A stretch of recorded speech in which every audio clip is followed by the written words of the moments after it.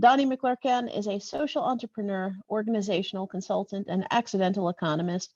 His work with over 500 not-for-profit projects has spanned more than 30 countries, with time spent living in South Korea, Kenya, Fiji, Thailand, Egypt, Australia, and the US, where he currently resides. An affiliate professor of economics at Southern Oregon University and executive director of the Post Growth Institute. Donnie has led the development of Free Money Day, the Enrich List, the Post Growth Alliance, the Offers and Needs Market, the Not-for-Profit Way training, and silent Skype meetings. His views on the future also draw on past work as an exercise physiologist, journalist, Indigenous and refugee rights campaigner, telephone counselor, homelessness service provider, open source advocate, and researcher on nanotechnology global implications. So that's quite a bit. So I'm going to hand it over to you, Donnie. So thank you so much for coming. Thank you, Melanie. 11 years ago, something incredible happened in my life. Two things, in fact, that were really incredible happened in my life. Before I share with you what those two things were, I'm going to run us through some experiments that will hopefully simulate some of the experiences that I had 11 years ago.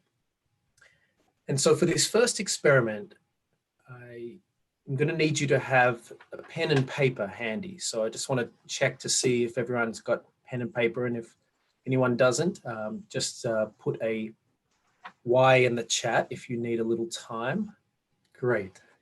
So I'd like you to divide your page into two by just drawing a line down the center. And in the top right-hand side, if you could write the word future.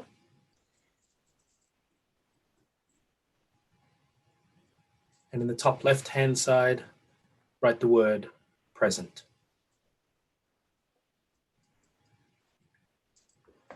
We're going to start with the right-hand side. I'd like you to imagine a future that's working for everyone and everything. An economy that's in service of people and planet, all species, all forms of nature, all human beings. Imagine that just for a moment. Actually imagine it. And when you've connected with that imagination, drop down in your body into the feeling. How does it feel in that economy that's working for everyone and everything? And when you've connected with the feeling, I'd like you to draw a symbol or a shape on the paper on the right-hand side without lifting your pen that represents how it feels in that economy. How does it feel in that economy that's working for everyone or everything? And draw a symbol or shape without lifting your pen that represents your feeling.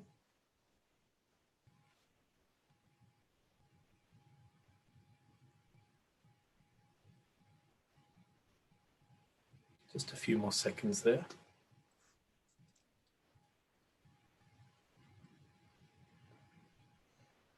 And now we'll move over to the left-hand side. And we're going to do the same thing for the present. How does the current economy feel for you or to you? And draw a symbol or a shape without lifting your pen that represents that feeling.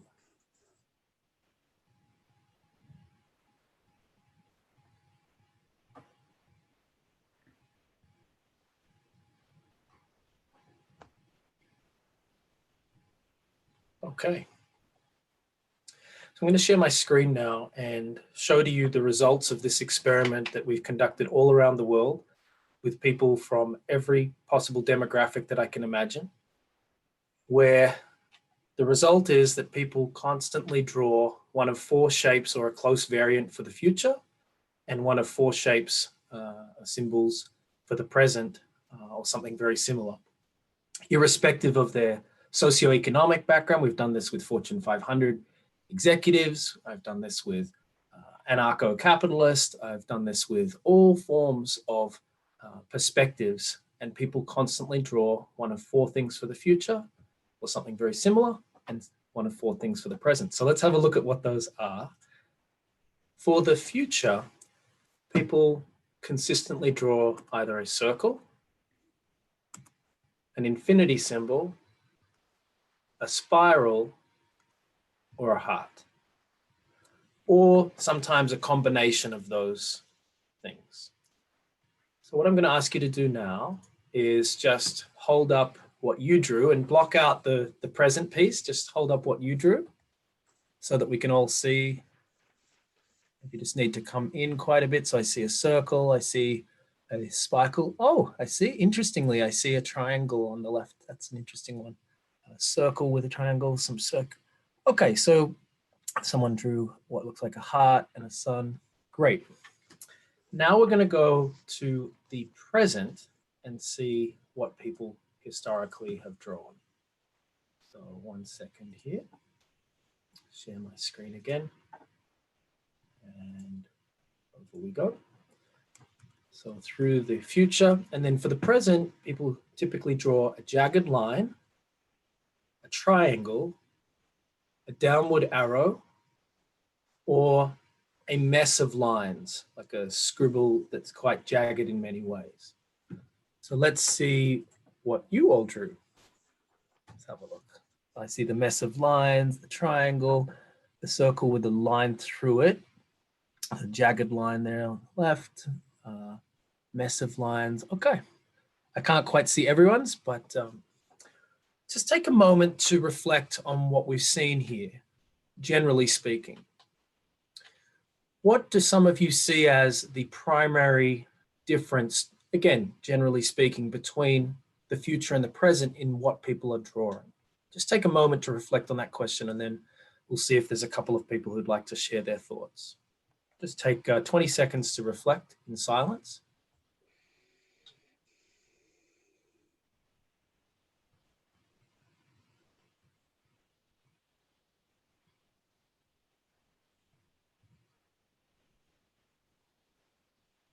Would anyone like more time to reflect? Just put a Y in the chat if you would.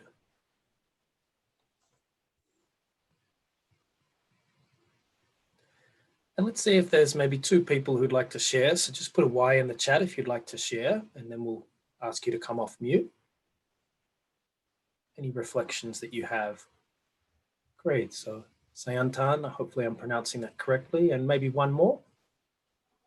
Alessandro, fantastic. Sayantan, if you'd come off mute first. Sure. I think for the future, the first part thing that's circular, that there's nothing, no start and finish. It's all together enmeshed and circular. The second one, it's linear. There's a clear start and finish point. Nobody knows where one can go or where one is. I think that's what came out for me. Thank you so much for sharing that. Alessandro. Thanks, Donnie. I draw a triangle for the future, not as a pyramid, but more as a integration of body, heart, and mind. Because that was when you actually told us, like, imagine and then bring it to the body. I thought that was, a good symbol that will represent that and how I see the future, how it has to be. And it's closed also, so connected to Sayantan. It's not, there's no externality, openness, and things that go lost in a way. And then on the present side, it was just like so clear that it was a line going down. So the linearity, there was no closedness again. So yeah, as well. Yeah, thank you so much for sharing that. My sense in looking at the triangle that you drew was that it actually didn't even have hard edges, that it was actually non-linear in a way, that it was soft at the edges a little bit. If you zoom in, maybe you'll see that and agree. So those are similar to my conclusions, that consistently people feel that a future that works for everyone is non-linear, and that the linearity of the present model is what's problematic. And this, again, to reiterate, is across people who are free market aficionados, who are hyper-capitalistic, through to people who are looking at overthrowing the system. In other words, we intuitively know that the future is circular and nonlinear if we want it to work. And this is really important for a number of reasons and for the work that you're doing, as I'll explain in a moment, in particular for knowing that your audience, whoever they are, intuitively has the same wisdom, which aligns with the business models that you're creating. But the real breakthrough for me, the first thing that changed my life 11 and 12 years ago, was that I was at a conference in Brisbane, Australia, a community development conference, and the keynote speaker was on the final day. His name was Robert Saltner. He's an Indigenous man from far north Queensland, and he got up and spoke about his engineering company, Mayuma. It's a civil and construction engineering firm with, at the time, 50 employees, about 17 million Australian dollars turnover. So not massive, but also not small. And he spoke for about maybe 15, 20 minutes. And at some point, he said the words that changed my life. He said about his engineering company, and we're not for profit.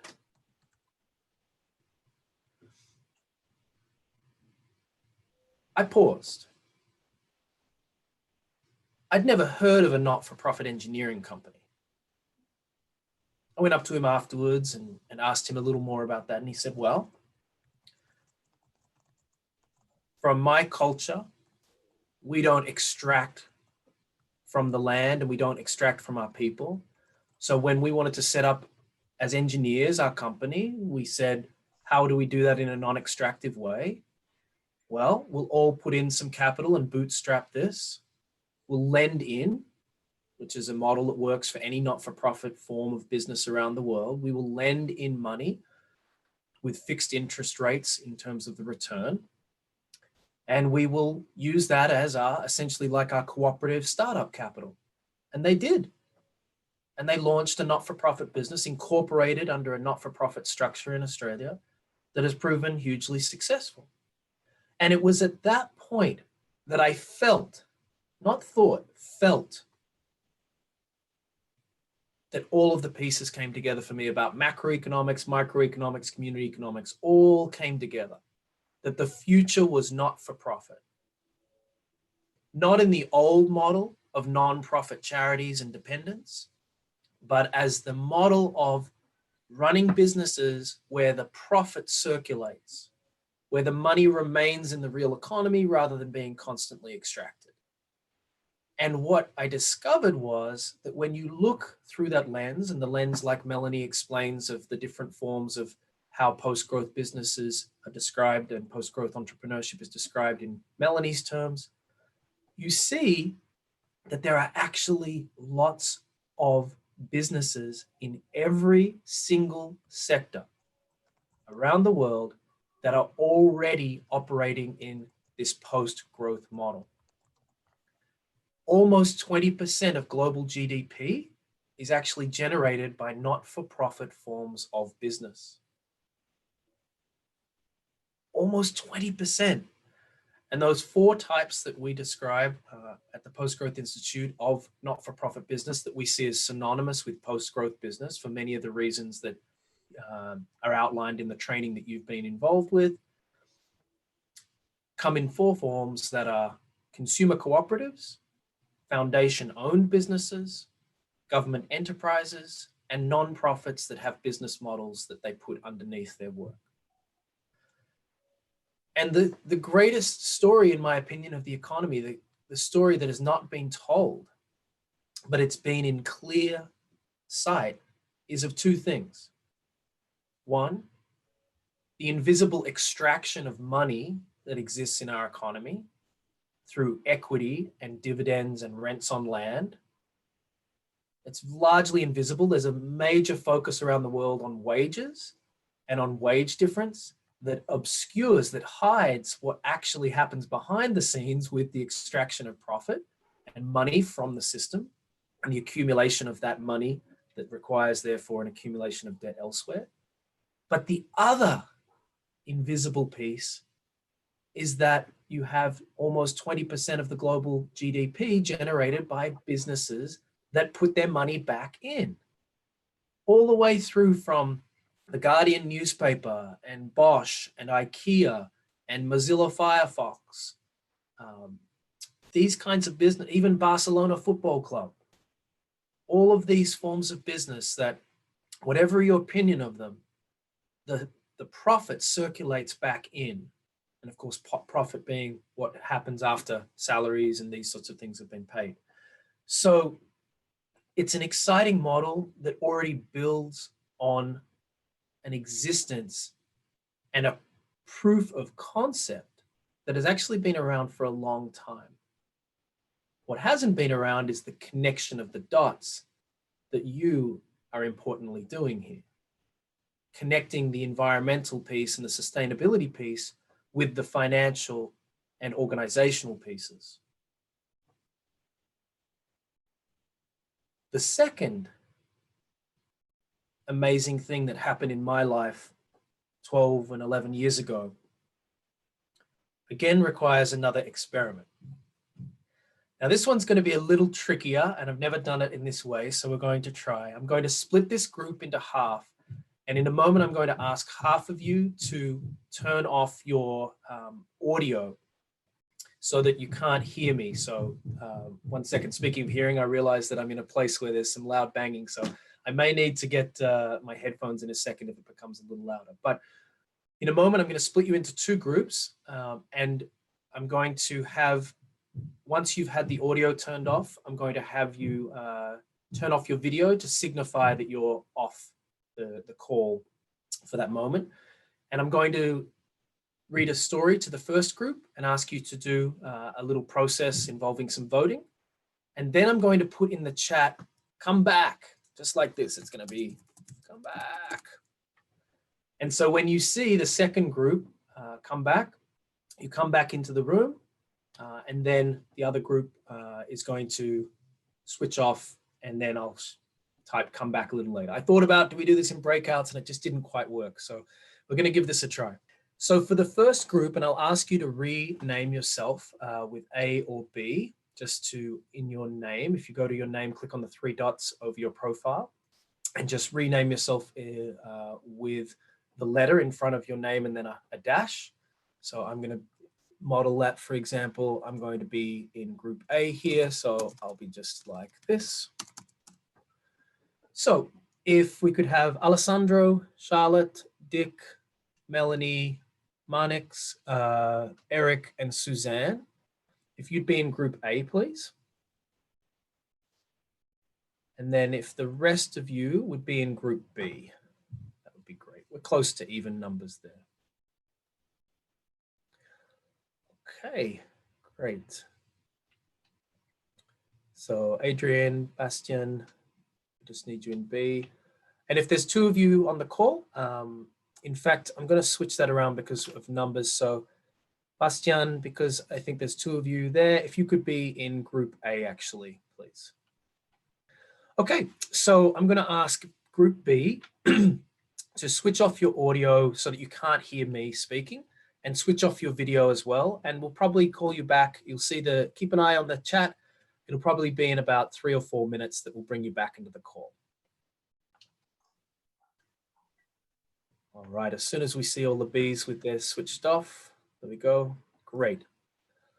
So thank you, everyone. Here's how the experiment's gonna work. I'm going to read you a very simple story, and then I'm going to ask you to record a number for that. I'm gonna ask you a question about the person, the character in the story.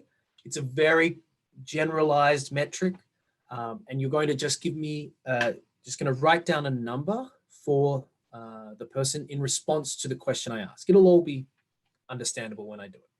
Here we go. So I'm going to read you a little story, then ask you a question, and just go with whatever comes in terms of your answer. And if you can't answer it, you can say no answer. Here we go. The human population is facing a major threat. The clock is ticking. Sophie has assembled an incredible team. Here's the question. How much hope do you have that Sophie's team can address the major threat? You're going to write down a number from 0 to 10, 0 being no hope and 10 being every hope. One more time. The human population is facing a major threat. The clock is ticking. Sophie has assembled an incredible team. How much hope do you have Sophie's team can address the major threat? 0 is no hope. 10 is every hope. You're going to write down a number from 0 to 10.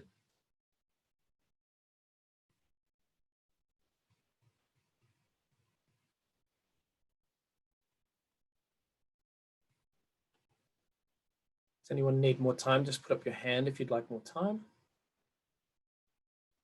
Okay, I'm going to ask you to switch out now. So I'm going to tell the other folks to come back. And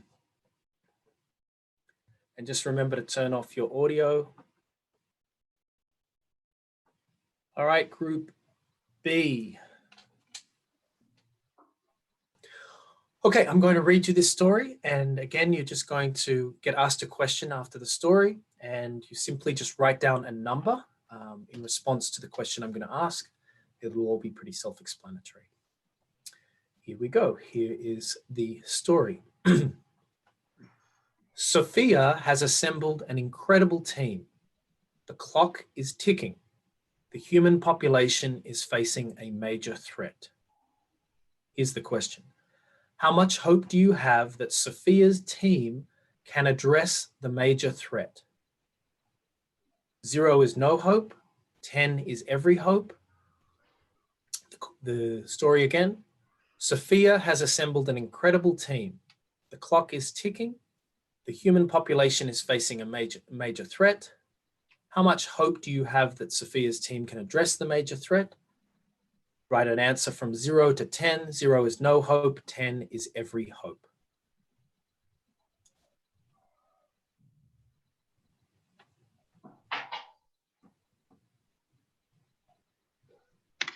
Would anyone like more time? Just put your hand up if you need more time. Okay, we're going to ask everyone to come back in. Everyone can join us here.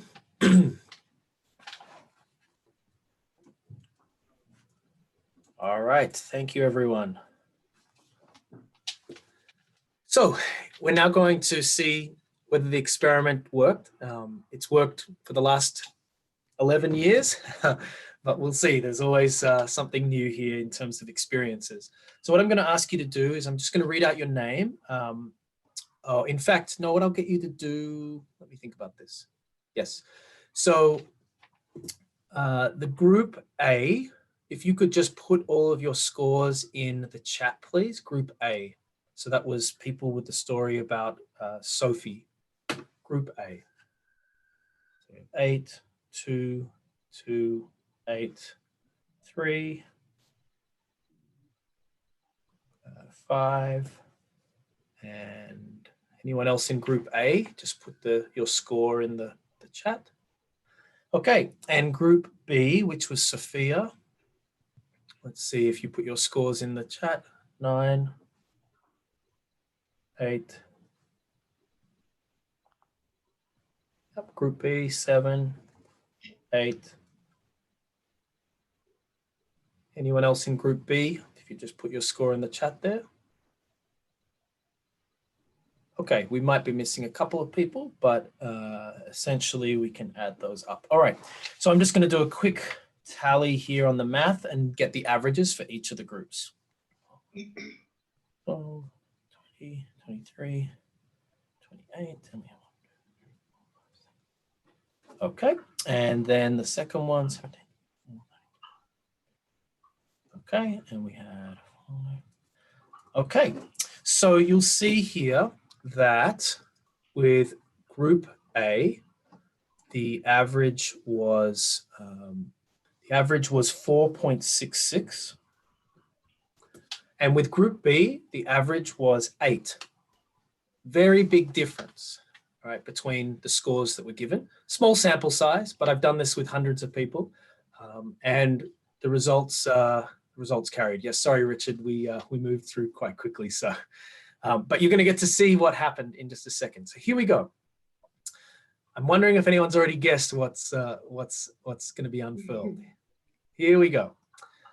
The first story I shared was the following. Sophie, Here's Sophie's story. I want you to just have a look at that. That's Sophie's story. And here is Sophia's story.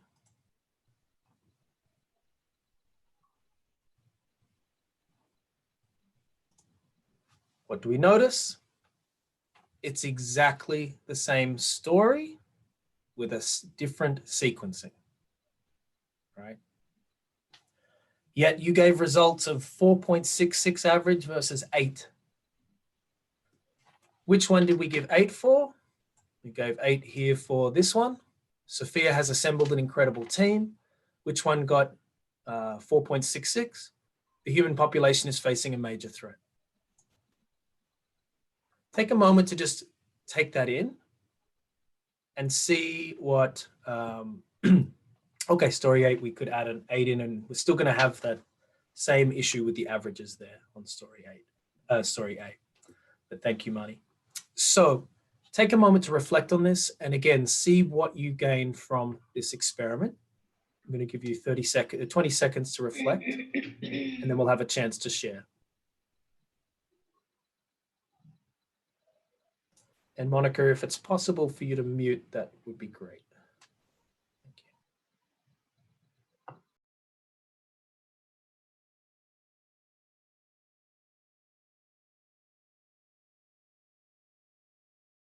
you.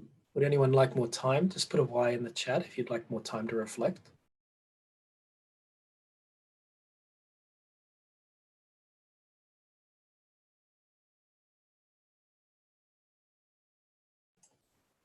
Okay, so let's see again if there are 2 people who'd like to share their reflections on observations.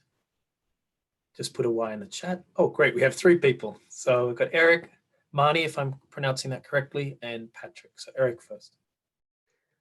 Yeah, I feel like it has to do with if we start with, if the sentence begins with the team, if we start with believing in it, like with starting with us and looking at ourselves, that's where we can find also the belief. And then if there's a major threat coming up, we can deal with it because we believe in each other and in ourselves and in the strength of us being united. Whereas if you change with the dark perspective, or if you start with that, sort of something comes over people that's like, oh, you know, it's like that. We cannot change it, whatever happens. Great, thank you, Eric. Marty, and again, apologies if I'm mispronouncing.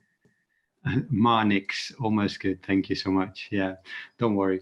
My reflection on this was about anchoring emotions. Somehow, as a human being, we are wired to give negative more attention than positive. So if you start out with a negative, you are anchored, and you need a lot of positivity to counter that.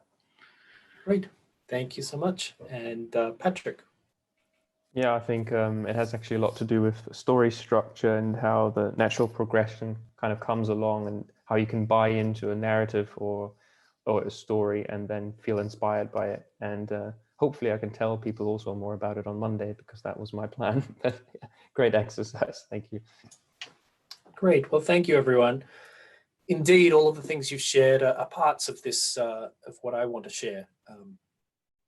12 years ago, and this wasn't actually the story I'm going to share, is about the Post Growth Institute's formation, but the backstory to this is that 20 years ago, I was interested in dating a woman who was taking psychology at the time at Sydney University.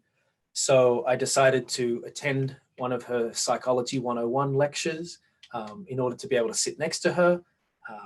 She ended up not finding me so interesting and left. I ended up finding the psychology lecture interesting and stayed. And so in that, the professor did a longer version of this, wrote 2 stories, split the room in half, and gave them this experience, and highlighted that sequencing matters. That what we see first, our first impressions, do have real impact. And what I've then taken forward and expanded in terms of approaches that we'll explore in just a moment is that this rule has application in so many ways as entrepreneurs. When we start with what's good and working and gives us a sense of safety, we move through the limbic system quickly into the neocortex, which is the space for creativity.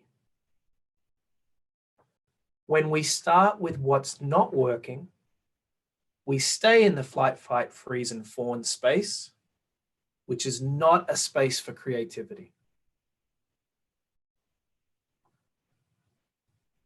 When we begin with any project, process, presentation, question that we ask, response to media interviews, formation of teams, when we begin with what's working, we create the space of safety that if you think about the hero-heroine's journey, those stories you may have read or been read across all forms of culture, where a story begins and then there's some kind of challenge, and then the protagonist emerges from that and all is restored to a good space. It always begins with happy, healthy, and well at the beginning, which creates the sense of safety so that the story loop, when you end, comes back to, it loops. So you have a beginning and an end, a bookend that is something was good and then all was restored to something good. It's a deep, deep part of our psychology.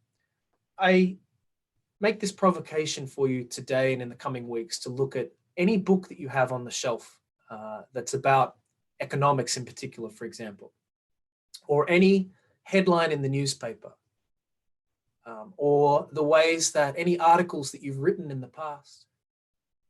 We have very deeply grounded into us the problem solution pathology, which is a very deep part of white, patriarchal, colonialistic thinking that comes from Enlightenment-based scientific method that is totally flawed when it comes to inspiring people.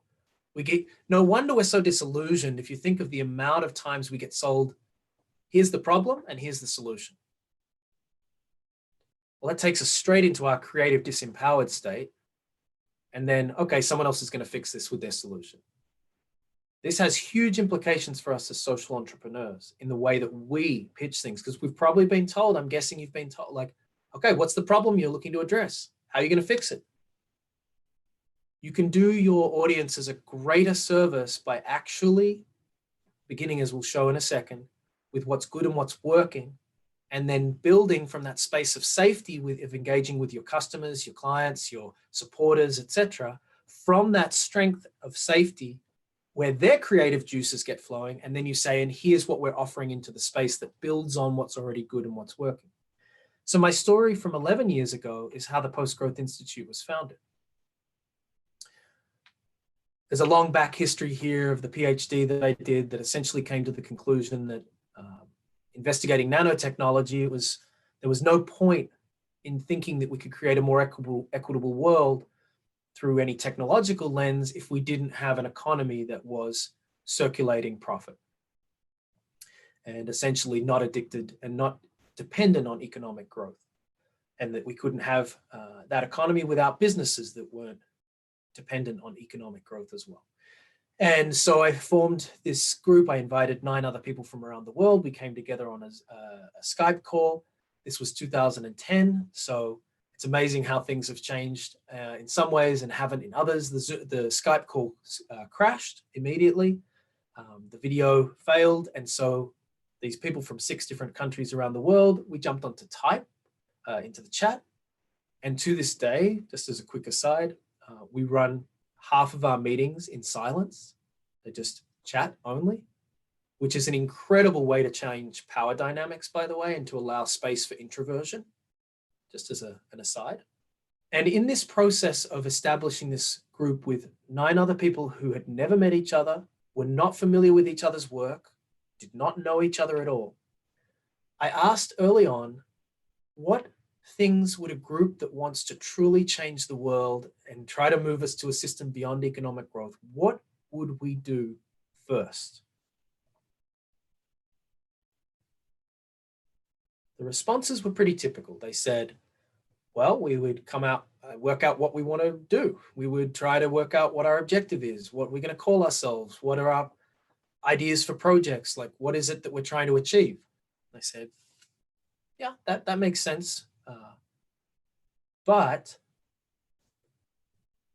would you trust me if we do something a little differently? And they did. They said, yes, we trust you. And so for the first month, all we did was come up with questions about each other that we thought would bring out our strengths. And we created a massive survey, 18 pages long, where we asked each other, what passions, knowledge, skills, resources do you already have that you're bringing into this space? What experiences, what languages do you speak and can write in? What's your experience with media like? What are your influences that you found helpful? What methods have been useful for you in terms of communication? All of this mapping. What previous work are you willing to bring into this space, et cetera, et cetera. After 1 month, something incredible happened. We got together to share our results. In this month, we had not once talked about economics, technology, inequality, any of the issues that ultimately our institute would be defined by. Not once did we touch on any of them. We came back in, we shared the results of our survey with 18 pages of data per person across 10 people, and guess what happened? We fell in love with each other. Here were these 9 other people with this incredible abundance of gifts and specialties and beauty and richness, all of this stuff that they'd been accumulating from birth, sometimes pre-birth, with privilege, all sorts of aspects that were just here on display. We realized the multidimensionality of our richness. Each of us, we all felt incredibly, really friggin' good. Right? Here's a part of me that I want to share with you that you've asked me that you're interested in. The trust skyrocketed. And then what happened was incredible. This group of strangers that had now become family virtually wrote its charter in 3 hours. It wrote its starting positions, its 4 fundamental starting positions of like what defines post-growth in half a day, without any tension whatsoever. There was a synchronicity that came from largely the safety that we had created with each other that allowed us to drop into that similar kind of experience of that drawing exercise, right? That we're all on the same page if we drop into the spaces of safety that allow us to be there and to feel. And we created the platform that a year later we ran a global free money day that went to over 10 million people through the media on a budget of 350 Australian dollars, because we were building, like we bootstrapped with our wider range of assets and have continued to this day to expand to a team of 42 people using this strengths-based approach. And here's the key piece.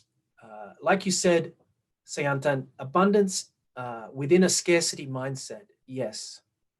And the sequencing is the key piece. So it's not that you don't ever get to the problems, all right? I'm guessing some of you might be feeling, but hold on a second, like I've got to name what my issue is that I'm trying to address with my social enterprise, etc. Yes, you do that after. You start with what's good and working, and then you drop it in afterwards. When people feel safe enough to go into the challenges with you. Take a moment to just reflect on this, and then we're going to finish with an exercise here for you all before we move into some Q&A.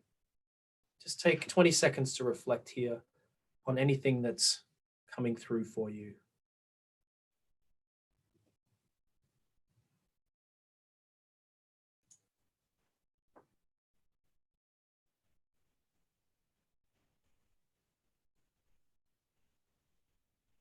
Would anyone like more time? Just put a Y in the chat.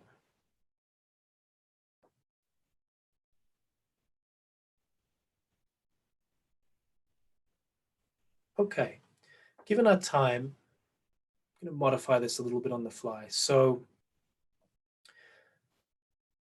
yes, let's try this. So I would like for you all to reflect on your projects, your businesses, your organizations. And I would like you to think of a 20-second pitch, as if none of us here in the room know what your organization is about or what it does, etc.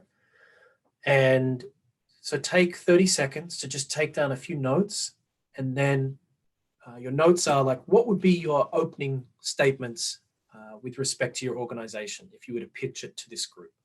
So take 30 seconds to just write down a few notes for your opening sentence or two about the organization. We'll just do this in silence, and then I'll describe what we're going to do next.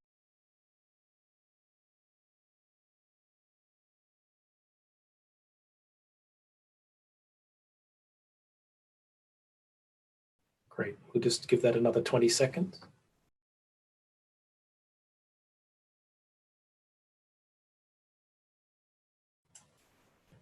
Okay. Now you might have guessed I'm going to call on one person who hasn't maybe shared yet to pitch to the group using that sentence or two about your project. So if you could put a Y in the chat if you would like to be that person. Richard, great. We've got a few people, so all right, everyone wants to pitch. We'll see how we go for time. So Richard, yes. Yeah, find a co-founder and build a startup that meets the needs of all stakeholders within the means of the planet. Sprileo. So if you can just repeat that one more time.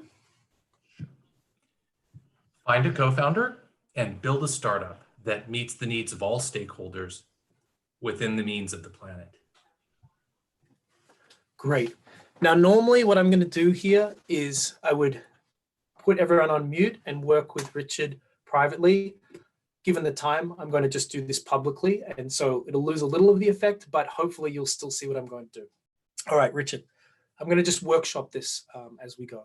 So Richard, what's something that you really like about the value of having a co-founder? It provides the ability to bounce ideas off of one another. Great. We'll just stop right there. So I now want you to repeat your pitch, but add this sentence in at the beginning.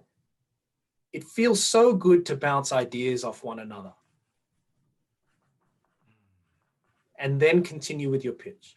And I want you all as participants to listen to this and see how it lands in your body. Okay, it feels so good to bounce ideas off of one another. Find a co-founder and build a startup that meets the needs of all stakeholders within the means of the planet. Great. Just pause there. So you can feel the difference, but now I want to unpack the difference. When someone says, and it makes total sense here, and Richard, this is just an exercise, so take this in the spirit of learning, right? Yes, yes, please. And you did a great, thank you so much for being our first person in that. When we say it feels great to XYZ, it gives us a chance to identify with something.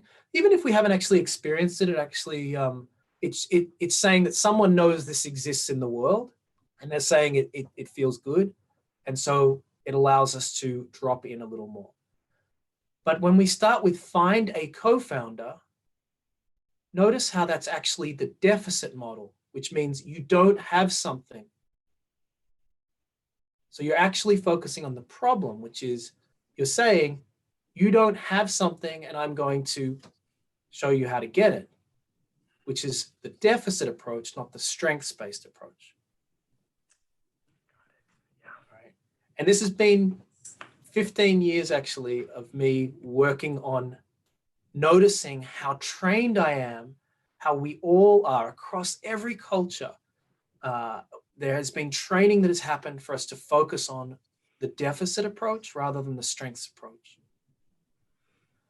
Let's do, just because I'm sensing that people are enjoying this, I want to check in with you on the time, Melanie. How are we doing for time? Is it just 10 more minutes? Yeah, take a bit more time. Take the time that you need. I think this is valuable. Okay. All right, great. Then we've got 2 more people that were interested. So Sayantan and then Melanie and Suzanne. I might ask that we jump to Suzanne, if you don't mind, because Sayantan, I know you've shared a little already. So Suzanne, if you would, let's do the same thing. Pitch your project. But now I already know how to start. That's okay. Well, would you Okay. like some time? Maybe would you like some time to adapt yours, or would you like to go with? Well, I can cheat immediately, or I can just read what I wrote originally. So how about this? How about you read what you wrote and then Okay. do the cheat, and then do the cheat version? Okay. I would like to build a space/product around which people can connect in my community. Okay, that was what I wrote. It feels so good to connect with people in my town. I'd like to build a space around which people can do that. Space product. Yeah. Now we're using here just the replication of just this, it feels so good, but there are lots of other ways to do this. So here's another, let's workshop this a little bit. Okay.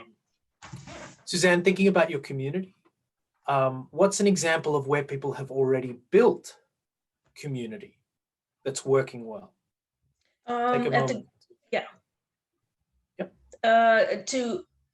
Okay, I'm sorry. Am I answering the question or I'm Yeah, adapting? yeah. Oh, okay, No, answering the just question, yeah.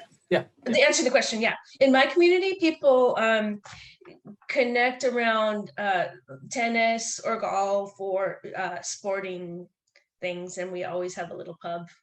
Yeah. Great. So imagine an opening that says something like this. In my community, I love seeing people connect around golf, tennis, and all forms of sports. That's why I'm interested in XYZ, doing that more, creating a space for, et cetera, right? Okay. Oh, do you want me? Well, okay. Sorry. Yeah, give it a Just try. absorbing. Okay. Yeah, verbalize that, like something like that. Yeah. Um. And it needs to be genuine. So whatever feels Okay. Yeah. right. Yeah. I'm trying to put it in my own words. I was about to speak Dutch. Ik vind het zo leuk. Please feel free to speak Dutch. To speak Dutch. Well, I'm not a native Dutch speaker, so that was just really interesting. But yeah, I find it so great to see people connecting after a game of tennis or golf or after sporting. And I would like to create a space where we can do that more in my community. Perfect. Thank you. One small tweak now, and I want everyone to see the experience, feel the experience of this. So I think from memory, you said, I find it so great, ...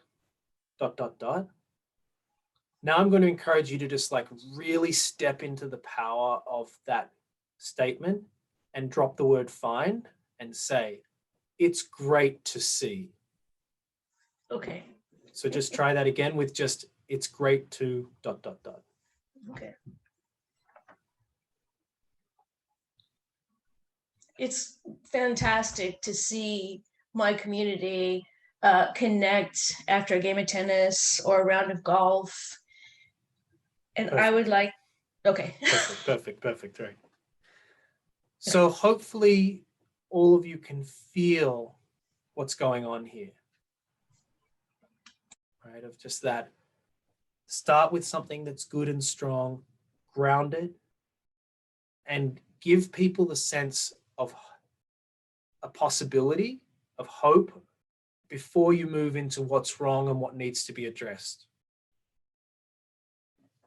And we won't have time for Melanie's and Sayantans, but if you want to follow up with me privately, happy to connect and workshop with you there.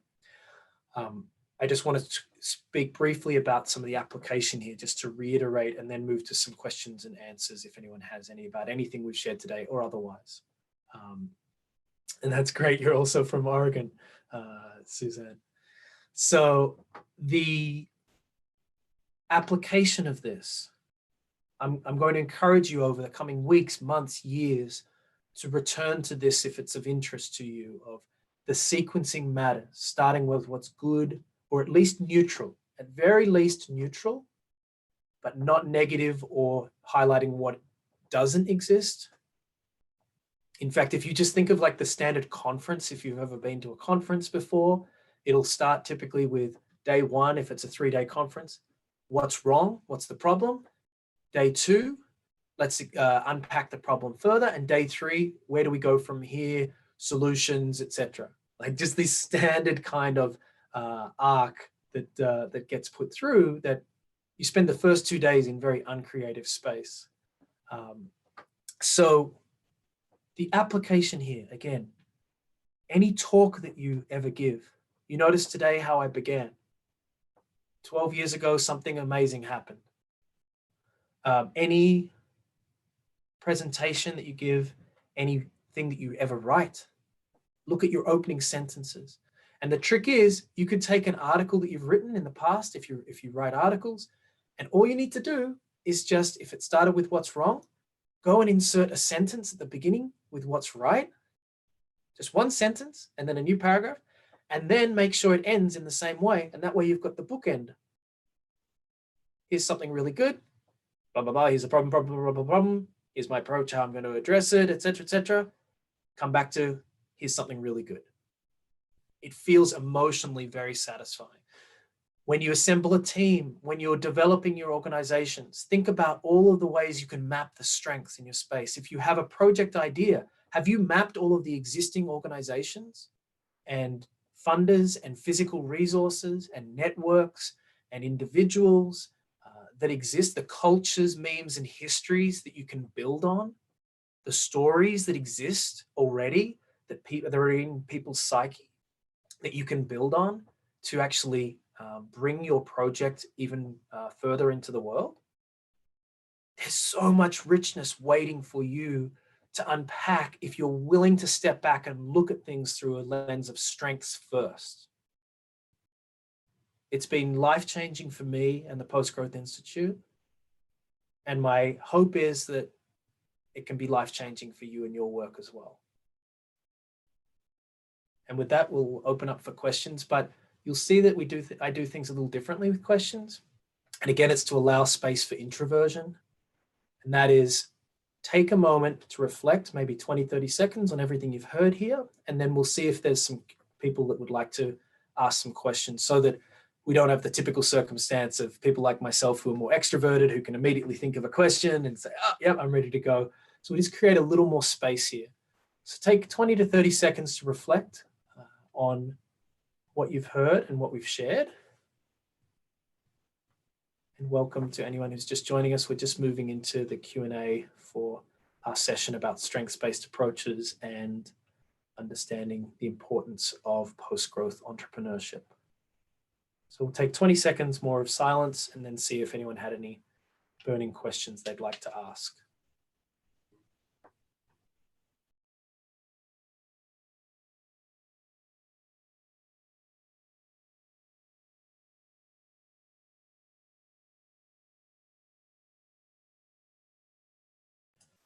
Would anyone like more time? Just put a Y in the chat if you'd like more time for reflection.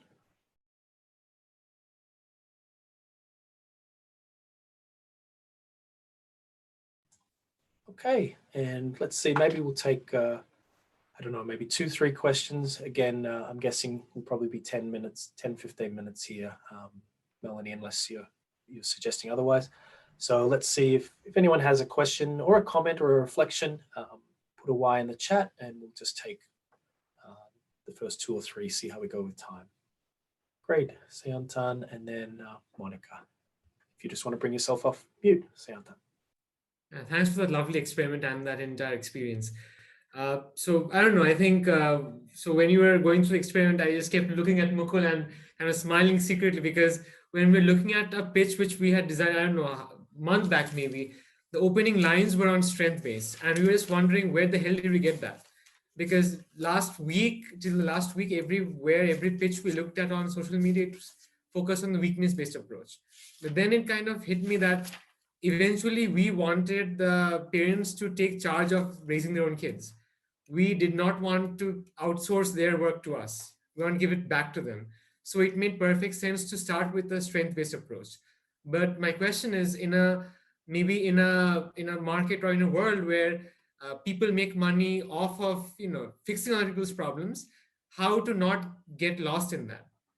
So I know. So even after we had framed this sentence, I think some of it got lost, and that MVP we had designed, somehow it was again extractive. So I don't know. I think we're just catching ourselves in the act and just kind of asking, Yeah, how to stop oneself from having happened to them. Yeah. that's a great question. And it's a constant practice of decolonizing, right? There's just so much colonizing that's happened here in terms of our thinking and our approaches. So first of all, to be gentle with yourself, to know that it's an ongoing practice if you're interested in this strengths-based approach. The second is to just practice, like really actually practice and rework things and share that with others and say, do you think that's, how does this land on you? And to celebrate the experience of when it does land and it works, to really like celebrate that, so that I think it was maybe, I'm forgetting who mentioned this earlier about how the problem is, we often fixate on the problems longer. And so to like replace the thank you, Manix.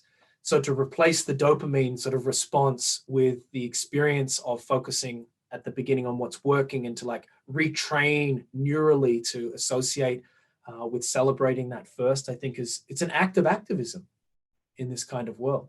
Even when I heard you say there, we want to focus on parents taking responsibility, I'll just give a slight sort of approach that might give a different angle on that. We want to celebrate the times when parents take responsibility and expand that more. Because if you say we want parents to take responsibility, it frames it as if it never happens, that we live in a world where parents don't take responsibility. And we know there are lots of times when parents take responsibility. So instead, we can say we want to celebrate the advantages of when parents take responsibility. So there's a constant ability here to assess and see and reframe at any point. Monica. Hi, I'm Kenyan, and I'm just curious, from your experience living in Kenya, the experience of the whole Africa and aid. Africa depends on aid.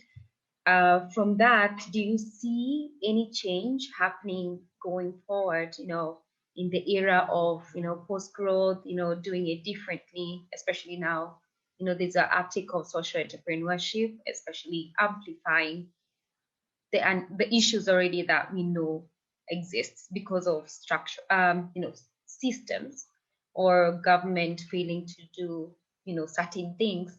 I'd be curious to hear, how you see NGO world maybe in Africa now and in 5-10 years. Thank you. Sante mazuri sana, Monica. Habari yako. It was Mzuri in Kenya. sana, asante.